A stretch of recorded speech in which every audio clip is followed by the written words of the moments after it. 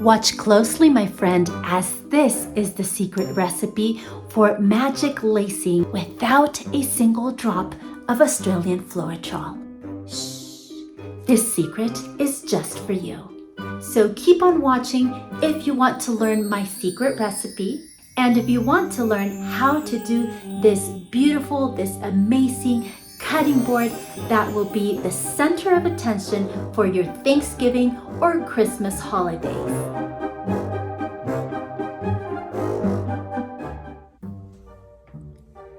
Here are the amazing colors for this project that we're going to be doing.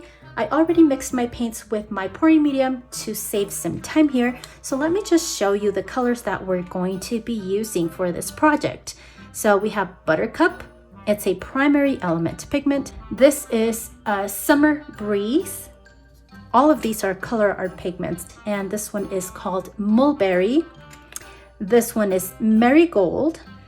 This one is Bellagio Blue and Fireworks. I will add a little bit of this Rustic Earth pigment from Colourarte into my yellow, into the Buttercup.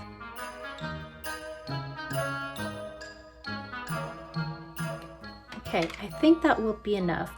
I felt like this yellow was just way too vibrant to be considered a fall color. So I'm just adding a little bit of that brown to it so that it's more of an earthy yellow.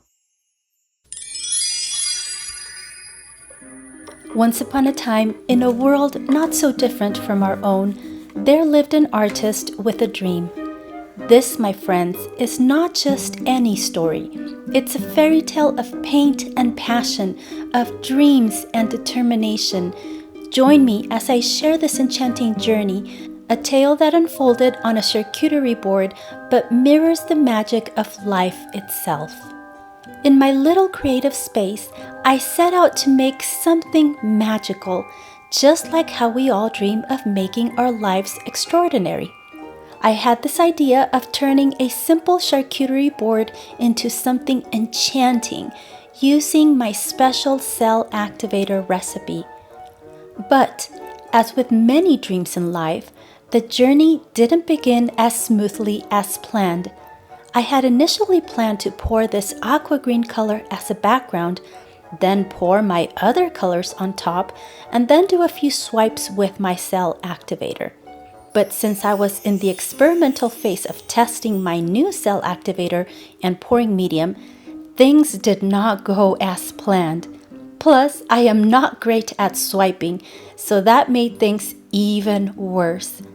My painting started off far from the lofty picture I had painted in my mind. Have you ever felt like this? Thought you had life all planned out, knowing what your career would be, what kind of person you would marry, how many kids you would have, and how you would raise them, or maybe where you would be in 5 or 10 years. But then you realize that most things in life don't exactly turn out how you dreamed about.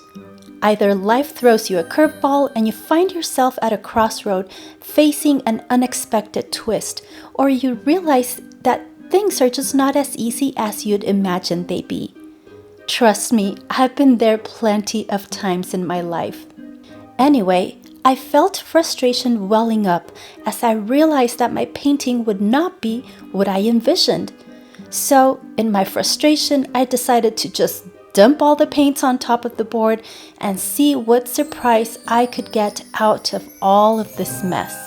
I tilted my board, I poured more paint in a few more places and tilted again, tilted some more. That was enough chaos for me for one day, so I decided to just stop, let it dry, let my mind rest for a bit, try to get some inspiration about what I could do with it, and hopefully come back to it another day with a fresh set of eyes. Sort of how I felt at times during my challenging parenting moments. So I came back a few days later and I decided to use some stencils and black paint to add a few details.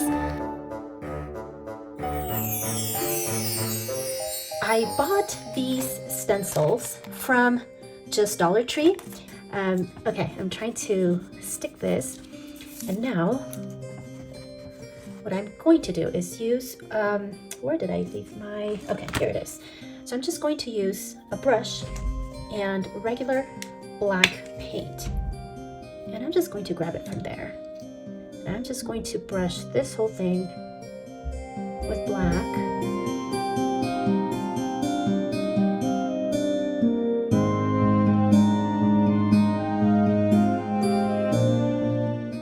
Now that this is dry, I'm going to embellish these leaves with some mixture, glitter mixture made out of this beautiful red with gold and with gold specks in it. And this one you can also, I think this one is Dragon's Breath, and it's you can find it at fairytaleapothecary.com. It's a beautiful red glitter just like this. So it's not just red, it's like red with golden specks, golden silvery specks. And this one is called Angel Halo, that has like a golden sparkle. And all I did was mix these glitters with some, oh there we go, there you see the sparkle. I mixed those with Elmer's clear glue. I'm going to go in with the golden one, the iridescent one, and I'm going to just brush this on the stems. Since I had forgotten to seal in the Colourarte pigments with a coat of acrylic spray varnish, I soon realized that the pigments were getting released into the glue and glitter mixture, so the clear glue started to look sort of yellowish.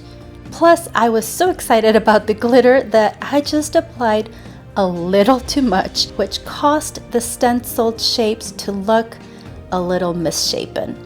So I decided to use a black Posca pen to outline the shapes all over again.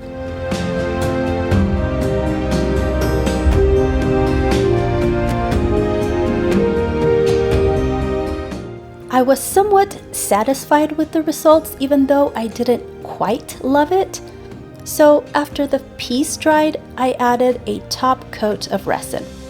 Came back later to realize that I had added too much and the resin had traveled down the board a little too much.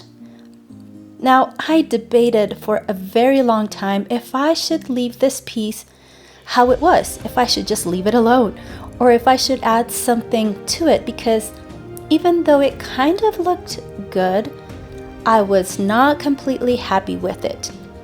I decided I should take a risk and see what else I could come up with. Have you ever been somewhat content with your life but not completely happy because you know there could be more for you out there?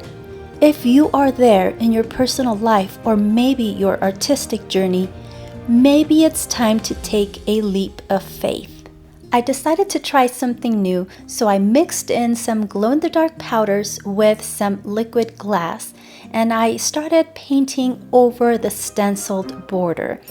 And I also added a little bit of the glow-in-the-dark mixture in the middle of the board, hoping to add a touch of enchantment, similar to how we seek a bit of magic in our lives.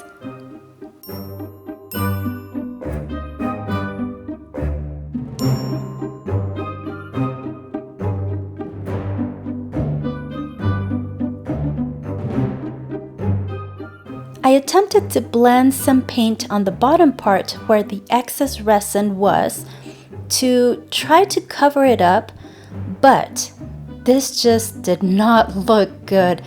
I wiped the paint off, added other colors of paint, and it looked awful. So I decided I'm just going to add more glitter. Yes, more glitter. I know how this sounds, but in this case, I was just lost. I did not know what to do with this piece. So I'm mixing my glitter red with Tri-Art liquid glass, and I think I'm just going to pour it on there. I faced self-doubt, just like we all do when things don't seem to go our way. But I kept going, believing that maybe, just maybe, there was something beautiful in the mess.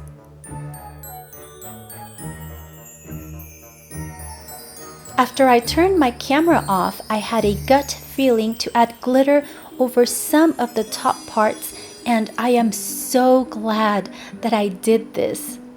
Also, I wasn't super thrilled with how the border looked with that glow-in-the-dark paint, so I just decided to cover it all up with some glitter all over again. And then a light bulb went on inside my head, and I just had this idea of adding some metal leaf to that border. Yes, this board was finally looking much better. I was finally feeling content and satisfied with the way it looked. So here's where I decided that this is where I was going to stop and not do anything else. I was just going to finally add another coat of resin to seal in everything that I had done on top of that initial coat of resin.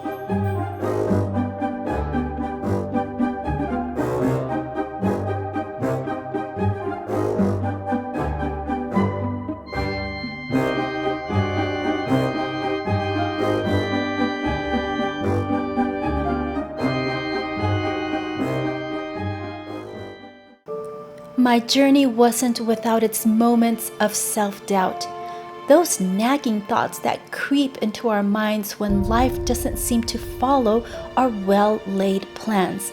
But I persisted, much like we all do, driven by the belief that beauty can emerge from the most unexpected corners of our lives.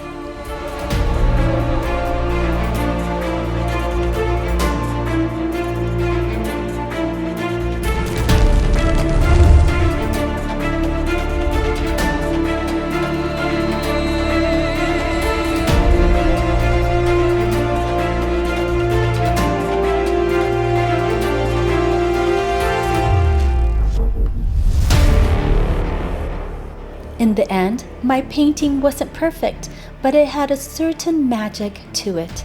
It reminded me of life, unpredictable, a bit messy, but wonderfully magical.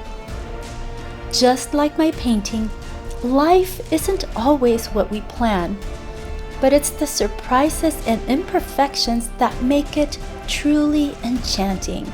So let's embrace the magic in our lives, even in the unexpected moments. Who knows? There might be a little bit of enchantment hidden in the mess, just waiting to be discovered. Ready, my friends, for my secret lacing recipe? Well, here it is. The secret for the lacing of this recipe doesn't lie in the cell activator. It actually lies in the pouring medium. Now let me explain. After so many countless experiments and mixing of different pouring mediums and different cell activators, I discovered that the Sargent Art pouring medium reacts like crazy with the Titanium White Amsterdam Paint. Now, I haven't tried it with other Amsterdam paints, so I am not sure if this reaction will happen with other paints. But if you go ahead and try it, let me know.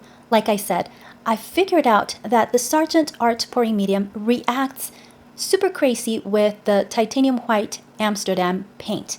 But there is an issue. The Sargent Art pouring medium is very liquidy, okay? It is very fluid.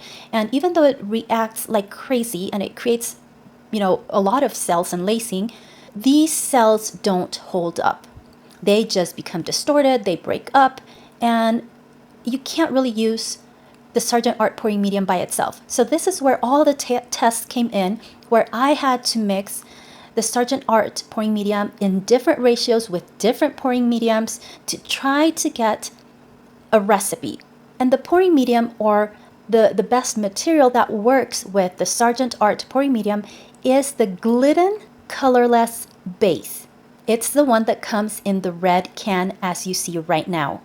This is the only ingredient that has worked for me so far. That pouring medium consists of 4 parts of the untinted base, the Glidden untinted base, with 1 part of the Sargent pouring medium. That is the pouring medium that you're going to mix with your pigments, like the Colourarte primary element pigments, or with acrylic paints. And to create the cells, you're going to make a cell activator which consists of only Titanium White Amsterdam Paint and water. So mix 2 parts of paint with 1 part of water, and this is your cell activator. You can use this cell activator and pouring medium for your bloom pours, and you can also use it for swiping.